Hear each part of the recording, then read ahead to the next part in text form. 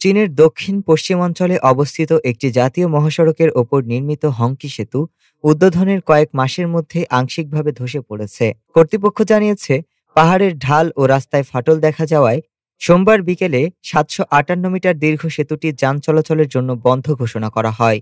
পরদিন মঙ্গলবার বিকেলে পাহাড়ের পরিস্থিতি আরও খারাপ হলে ভূমিধস শুরু হয়।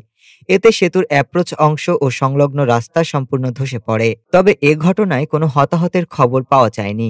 বিবিসির প্রকাশিত ভিডিওচিত্রে দেখা যায়, ধসের আগে সেতুর স্তম্ভগুলোর চারপাশে ধুলোর বিশাল মেঘ তৈরি হয় এবং মুহূর্তের মধ্যেই স্তম্ভগুলো নিচের পাথর ও পানির মধ্যে ধসে পড়ে। চলতি বছরের শুরুতে সেতুটির নির্মাণ কাজ শেষ হয় এবং গত ২৮ সেপ্টেম্বর এটি আনুষ্ঠানিকভাবে জনসাধারণের জন্য খুলে দেওয়া হয়। হংকি সেতুটি চীনের মূল ভূখণ্ডকে তিব্বতের সঙ্গে সংযুক্ত করা গুরুত্বপূর্ণ মহাসড়কের অংশ।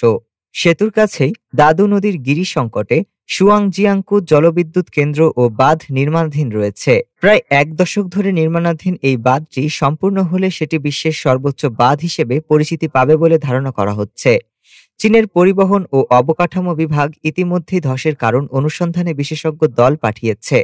প্রাথমিক ধারণা, পাহাড়ি এলাকায় চলমান নির্মাণ কাজ ও ভূতাত্ত্বিক অস্থিতিশীলতাই ধসের কারণ হতে পারে। ডেস্ক রিপোর্ট, আজ বার্তা।